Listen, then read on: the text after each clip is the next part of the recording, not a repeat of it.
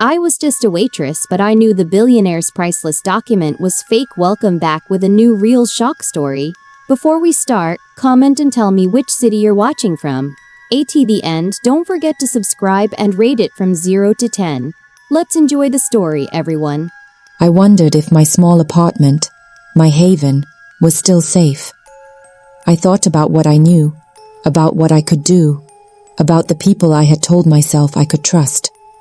And I realized something that made my chest tighten. I had no allies here. No one would believe a waitress. No one would take me seriously. And if someone powerful discovered I knew the truth, I would be the first one to pay the price. Morning came with a dull grey light that made my apartment look colder than it was. I made coffee, tried to act normal, tried to convince myself I was overreacting. But when I looked at the envelope again, I felt the weight of everything it represented. This wasn't just a piece of paper. It was a symbol, a key, a ticket into a reality I had never imagined, where wealth, power, and deception intertwined in ways I had only read about in the news. And now, somehow, I was a part of it. My ordinary life had been shattered in a way that left no pieces to put back together. By the time I stepped outside, the streets of the city felt different, unfamiliar, dangerous. I held the envelope close, my fingers curling around it, feeling the faint texture of the parchment. Every passerby seemed to hold a secret. Every glance was suspicious. And deep down, I knew that nothing could prepare me for what would happen next.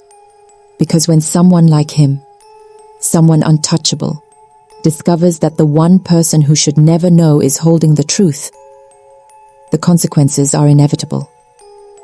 And that's when I realized that my life, my ordinary, safe life, had ended the moment I touched that document. I was just a waitress. I was just me. But now, I was involved in something far bigger than myself. Something that could change everything.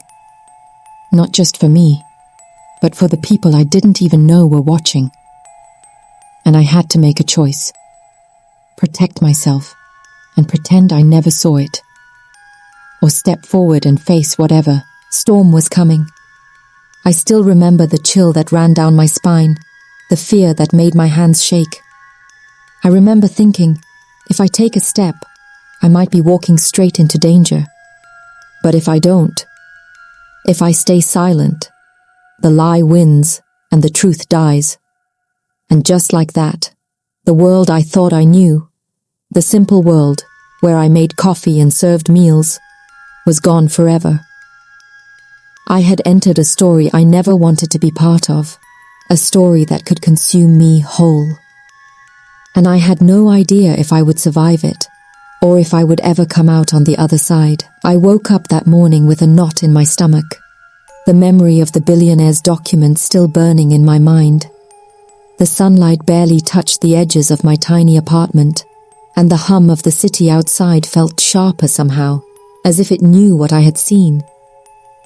I tried to shake it off, telling myself it was just another day, just another shift waiting for me at the cafe. But deep down, I knew it wasn't going to be that simple. Walking to work, I kept glancing at my reflection in the shop windows, noticing the tension etched on my face. My hands felt clammy, my heart racing in a rhythm I couldn't control. What if someone noticed the change in me?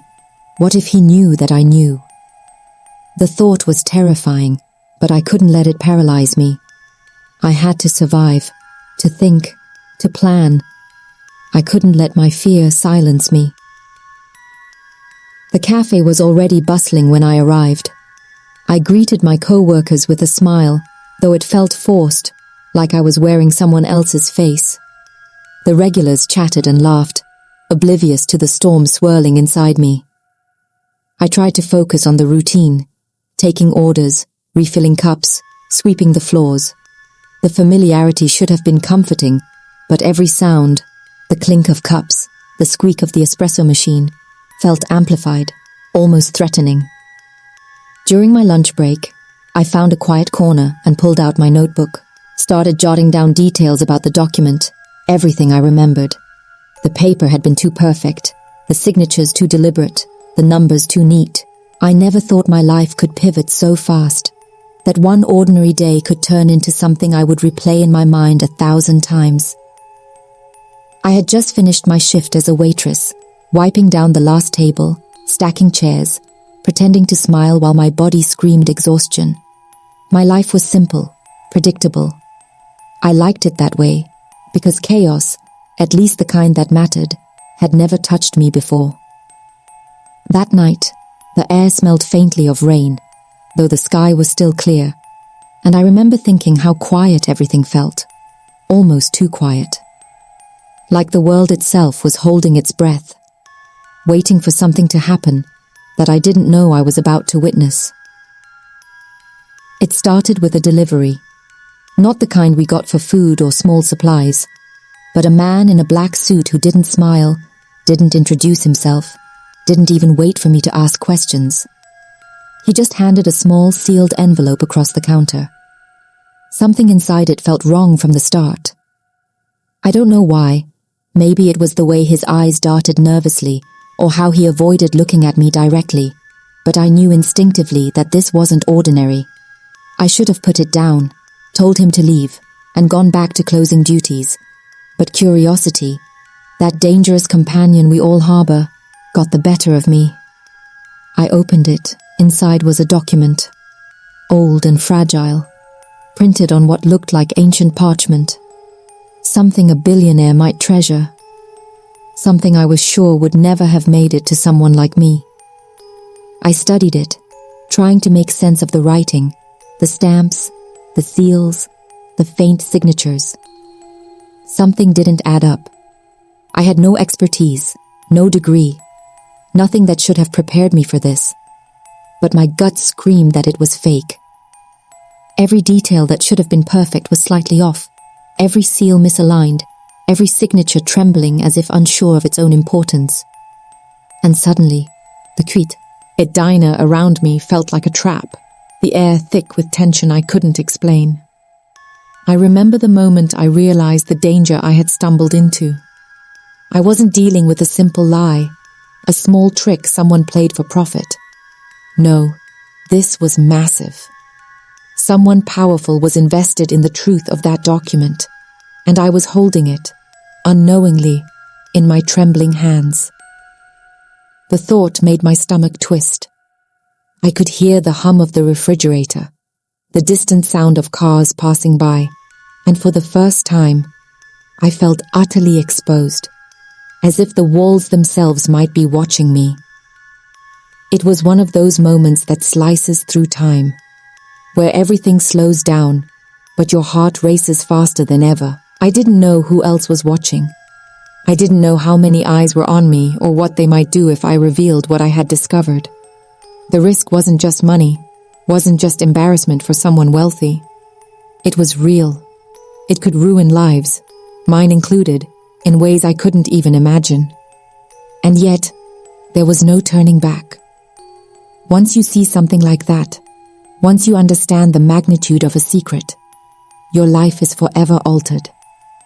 I had to decide right there, in that silent diner, whether to walk away, pretend ignorance, or take the first step into a world I wasn't prepared for but couldn't ignore.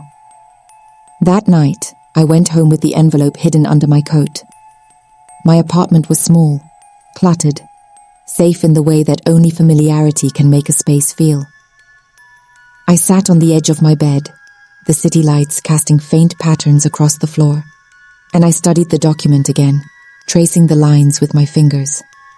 I whispered to myself, half in disbelief, half in fear, that this couldn't be real. But every clue pointed the other way. Every detail screamed that I had been handed something priceless and fraudulent, and that someone, somewhere, would do anything to protect the lie. Leap didn't come easily. My mind raced. Every shadow in my apartment seemed alive. every sound a possible threat. I wondered if the man in the black suit had followed me. I wrote furiously, my pen scratching across the page like it was keeping pace with my heartbeat.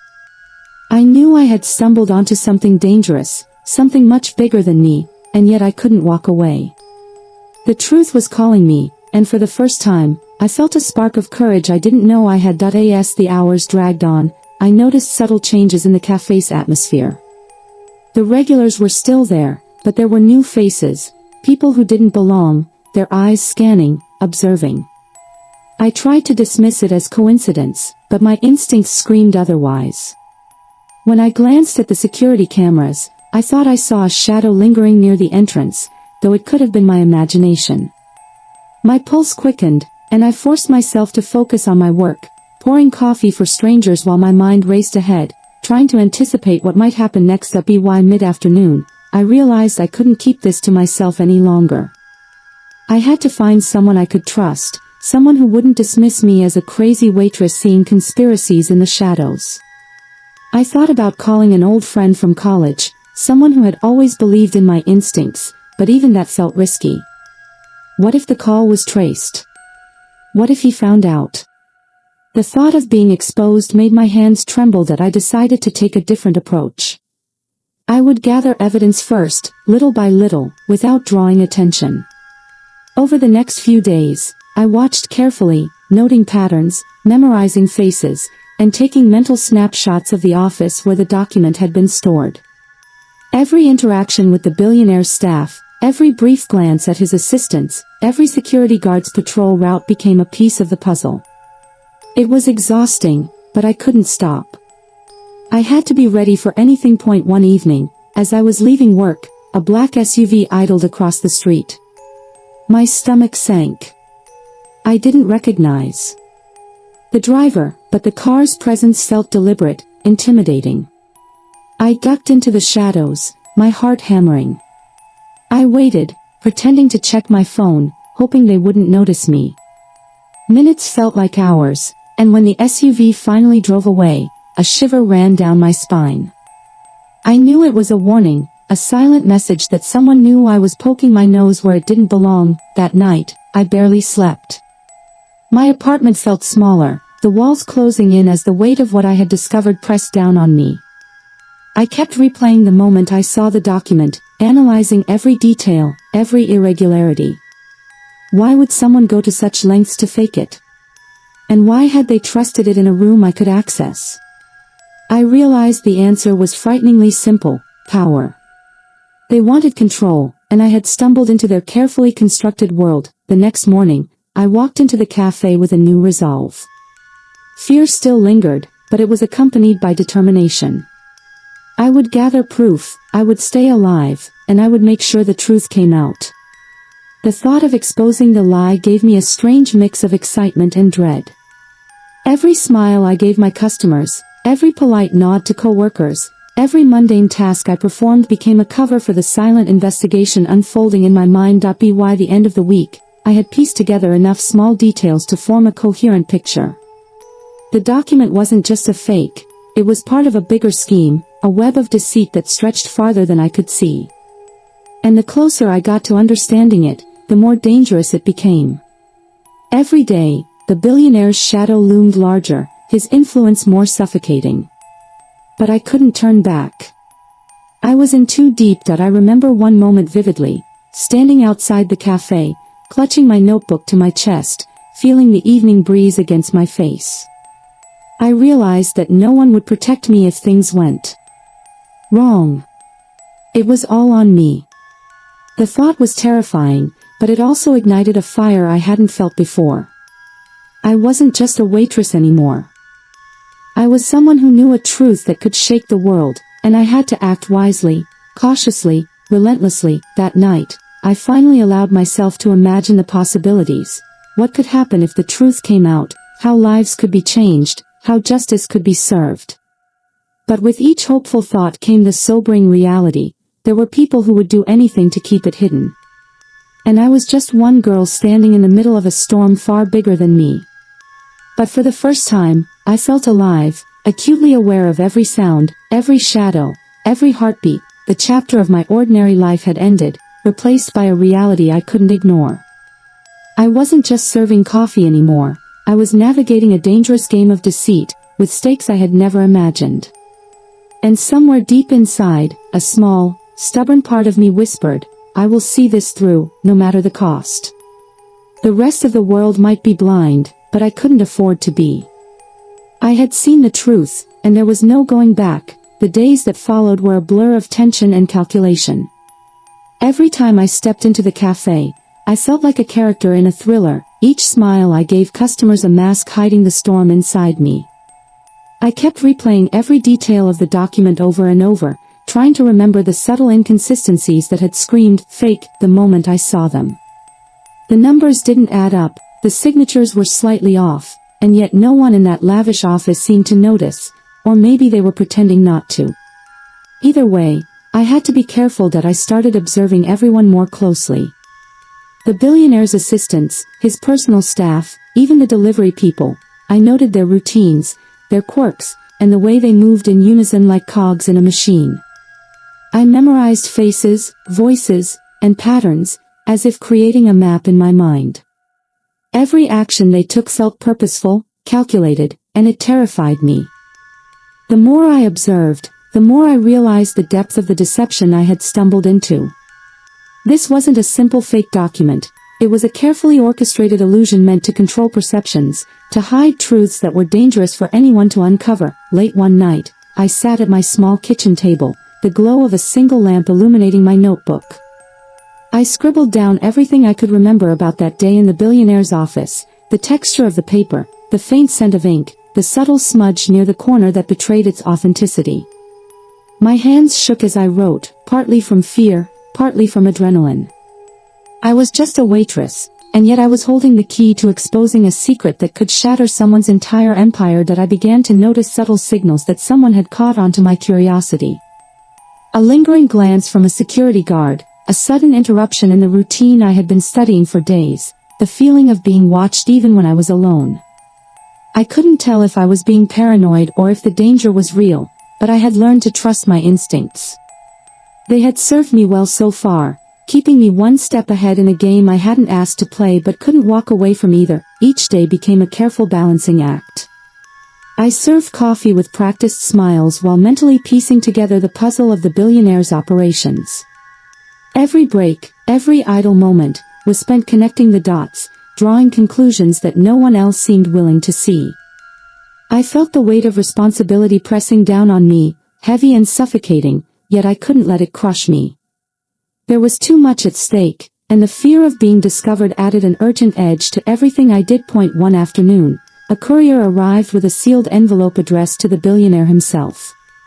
I watched as the assistant signed for it, their movements precise, almost rehearsed. My heart raced as I noticed the seal. It wasn't what I had expected. There was a subtle difference in the embossing, a faint misalignment. My mind screamed at me, this was it.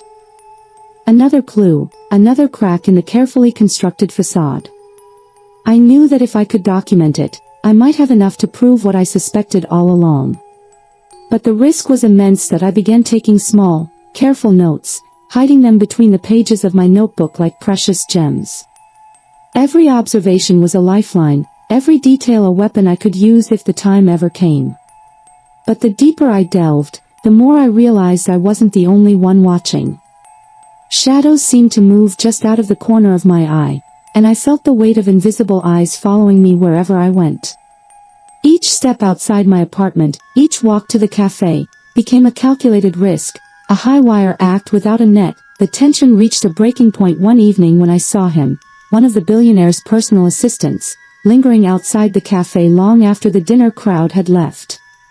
Our eyes met briefly, and in that instant, I felt a jolt of recognition, a silent acknowledgement that I was no longer invisible. I ducked behind a parked car, my pulse pounding, my mind racing. That single glance had confirmed my fears. They knew I was noticing, they knew I was thinking. I had to be smarter, faster, more careful. Sleep became a scarce commodity. My dreams were filled with the document, with the faces of the people I had watched, and with the constant question, How far would they go to protect the secret? I found myself planning my days with meticulous care, timing my movements, and watching the patterns of the people around me like a hawk. Every encounter, every exchange, was scrutinized and stored for later. I was living in a heightened state of awareness, where one wrong move could expose me completely, and yet, amidst the fear and the constant vigilance, I discovered a strange clarity. The act of observing, of piecing together the truth, gave me purpose I had never felt before. I was no longer just a waitress serving coffee. I was a witness, a recorder of secrets, a person who could see the cracks that others had chosen to ignore. The document was fake, yes, but the real story was unfolding in the people who tried to hide it, and I was right in the middle of it. By the end of the week, I had gathered enough subtle evidence to begin forming a theory. The falsified document was a distraction, a carefully planted illusion to mislead anyone who might get too close. It was meant to protect something far more valuable, something that could ruin lives if exposed. I realized that I wasn't just uncovering a lie, I was uncovering an entire world built on deception, and I was dangerously close to stepping into it fully. That realization both terrified and exhilarated me. I felt the enormity of what lay ahead, the impossible task of navigating a labyrinth of secrets with only my instincts and careful observations to guide me. Yet in that fear, I also felt resolve. I couldn't back down. I couldn't pretend ignorance. The document, the deception, the world of power and manipulation, it was all real, and I had a responsibility to see it through. As I closed my notebook that night, I promised myself that I would continue. I would watch, record, and survive. The billionaire's empire was vast, and I was small and insignificant in comparison, but knowledge was power, and I had discovered a truth that couldn't be unseen. Somewhere in the shadows, I could feel the forces I had caught sight of preparing, waiting, and I knew the next move would be critical. I wasn't ready for what came next, but I had no choice. The game had begun, and I was playing whether I liked it or not. It was almost midnight when I first realized someone had been inside my apartment. Nothing looked out of place at first glance, no broken locks, no drawers ransacked, but there was something wrong. Something subtle. The scent of my lavender candle lingered faintly in the air, even though I hadn't lit it that evening. My notebook, the one I always kept tucked under a stack of magazines, was resting just a few inches off its usual spot. It was the kind of change no one else would have noticed, but I did. And in that small, quiet shift, a wave of cold dread washed over me. I sat frozen for a moment, my breath shallow, eyes scanning the room as if the walls themselves could whisper who had been there. I didn't dare turn on the lights. Instead, I walked softly to the window and peeked through the blinds. The street below was empty, silent except for the occasional hum of a passing car. But I could feel it, someone had been here, reading my notes, maybe even waiting for me. That night, I didn't sleep. I sat on the couch with my knees drawn to my chest, every sound amplified, the ticking clock, the hum of the refrigerator, even the soft rustle of the curtains. My mind replayed every recent event, the glances, the courier, the assistant outside the cafe. It wasn't paranoia anymore. I was being watched. By morning, I had made a decision. I wasn't going to run. Whoever they were, they wanted me to be scared, to stay quiet. But fear only sharpened my resolve. I took my notebook, slipped it into a worn-out envelope, and hid it inside an old flour tin in my kitchen, somewhere no one would think to look. Then, I headed to work as if nothing had happened. The cafe felt different that day. Quieter. Colder. Even the regular customers spoke in hushed tones, their faces blurred by the fog of my anxiety. When I saw the billionaire's assistant walk in, my stomach twisted. He wasn't supposed to be here. Not this early. He ordered a black coffee and sat by the window, his gaze never leaving me.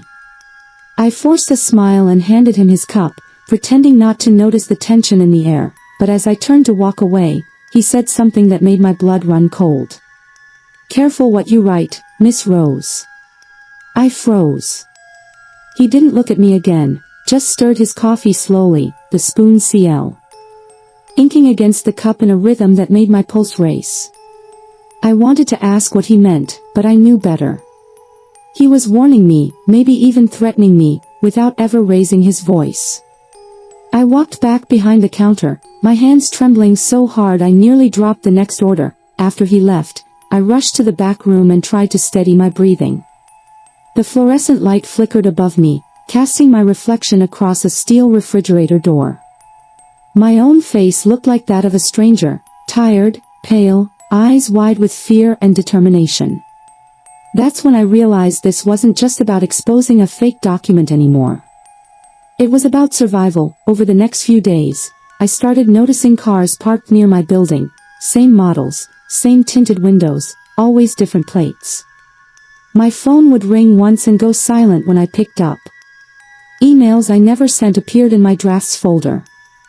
Someone was letting me know they could reach into my life anytime they wanted. It was psychological warfare, and they were good at it, but I refused to be broken. I began moving my notes to different places, encrypting what I wrote, keeping the most important details in my memory. Every time I felt the fear tightening around me, I reminded myself of that moment I first saw the fake document. The smudge, the lies, the deception, it all meant something. It was worth the risk. Then came the day that changed everything. A man I didn't recognize came into the cafe, a tall figure in a dark coat, his eyes hidden behind tinted glasses even though it was raining outside. He ordered nothing, said nothing, just stood by the door, watching. After a few minutes, he slipped a folded piece of paper onto the counter and left. My hands shook as I opened it. Inside were 6 words, printed neatly on expensive stationery: "Stop asking questions, or you disappear." That was the moment I truly understood the danger I was in. I wasn't just dealing with corporate greed or ego. I had stepped into something far bigger, darker, and more dangerous than I could have imagined. Someone powerful had something to hide, and I had accidentally become the threat they needed to silence. That night, I packed a small bag, cash, my ID, a burner phone, and a copy of my notes. I didn't have a clear plan, but I knew I couldn't stay. I left my apartment quietly, locking the door behind me, as if that simple act could keep the danger out. The streets were wet from the rain, neon reflections dancing in puddles. My footsteps echoed softly as I walked toward the station, each one a step away from the life I had known, and a step closer to the truth I couldn't unsee. I didn't know where I was going, only that I had to keep moving. The truth was worth it, or at least, I needed to believe it was. Because deep down, even through the fear, I knew something bigger was coming.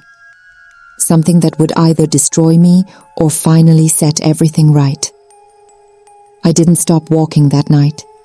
The city felt endless, its lights stretching into the fog like a maze built to trap me. Every sound made me turn. Footsteps behind me, a car door slamming, the hiss of rain on the pavement. I kept my hood up and my head down, clutching my bag so tightly my knuckles turned white. I wasn't running away anymore. I was running through the fear, trying to outpace whatever shadow was following me. I reached the train station just before midnight. It was nearly empty. Only a few tired faces, a janitor mopping the floor, and a security guard pretending not to care. I bought a one-way ticket to a small coastal town I'd once visited as a child. I didn't know what waited for me there, but at least it was far from the city, far from the eyes that had been watching me. The train ride was quiet, except for the rhythmic clatter of wheels against tracks. My reflection stared back at me from the dark window, a girl who looked like me, but not quite. There was something harder in her eyes now, something that had replaced the innocence I once wore so easily. I was no longer just Alec Rose, the cafe girl who stumbled into a secret. I was the girl they couldn't silence. When I arrived, the air smelled like salt and pine. The town was sleepy, the streets slick from rain. I checked into a small motel near the pier using a fake name, Claire Redfield. I almost laughed when I said it out loud. It sounded ridiculous, but it gave me a strange sense of safety, like I was playing a role in a story that wasn't mine. That night, I spread my notes out across the motel bed. The copied files, the handwritten pages, the pictures I'd managed to take. I connected the dots again and again, searching for something I'd missed. That's when I noticed it. A small code hidden in the corner of one of the fake documents, faint but visible under the motel's yellow light. It looked like random numbers at first, 47.16.93. But when I typed them into my laptop, it pulled up coordinates. My heart stopped. The location was in the mountains, near an abandoned research facility. I stared at the screen, realization dawning. This wasn't just about a company or forged contracts. They were hiding something much bigger, something physical, something they didn't want the world to see. For hours, I sat there debating whether to go. Every logical part of me screamed, "Don't do it." But curiosity is a strange thing. It's stronger than fear when the truth is close enough to touch. I packed my bag again, printed the coordinates, and left before sunrise.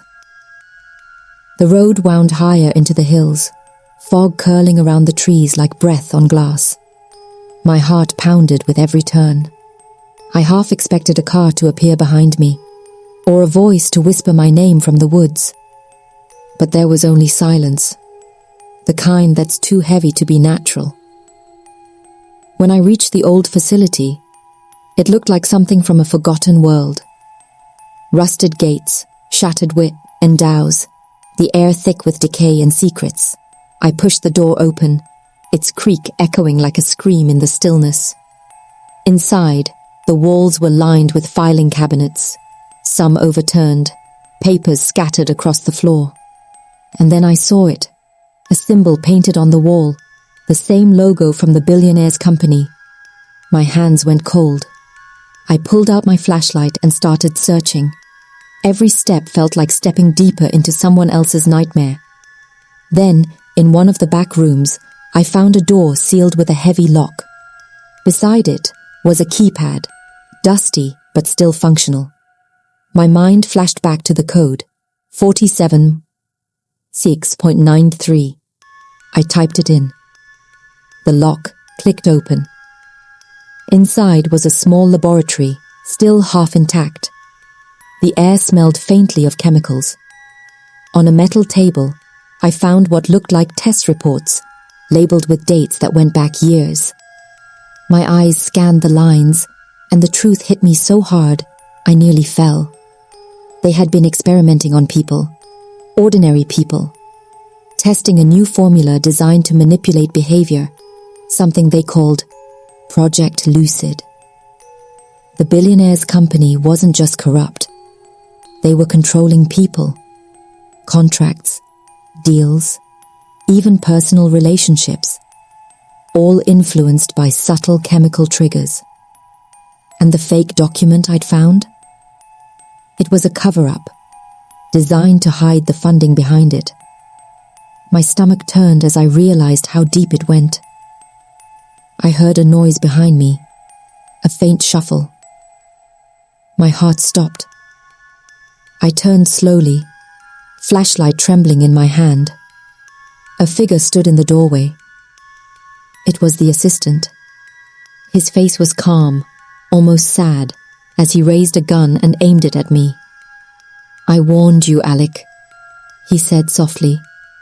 "You should have stopped." For a second, everything went still. The world shrank to the sound of my heartbeat. I took a step back, my mind racing for a way out. The gun didn't scare me anymore. It was his calmness that did. "Why me?" I asked, my voice shaking. "Why go through all this?" He hesitated. And in that small flicker of hesitation, I saw something human. Regret, maybe. "Because you weren't supposed to find it," he said. "You were just a girl who brought coffee. I don't know what came over me, but I threw the flashlight at him and ran. The shot rang out, echoing through the building. Pain exploded in my shoulder, but I didn't stop. I crashed through a side door and stumbled into the woods, the cold air biting my face. Branches tore at my clothes as I ran blindly downhill, my lungs burning. I don't remember how long I ran, minutes, maybe hours. When I finally stopped, the world was silent again. I pressed my hand against my shoulder. It was bleeding, but not badly. I was alive. Somehow, against all odds, I was still alive.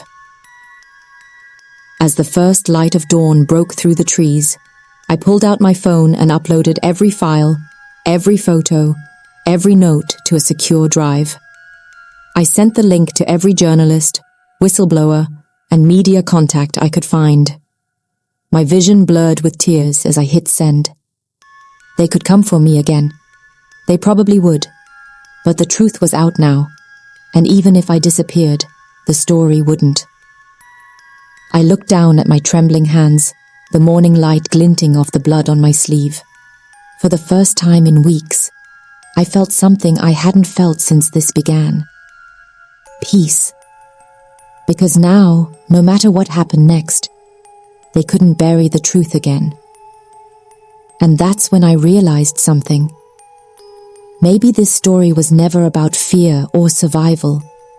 Maybe it was about finally finding my voice in a world built to silence people like me.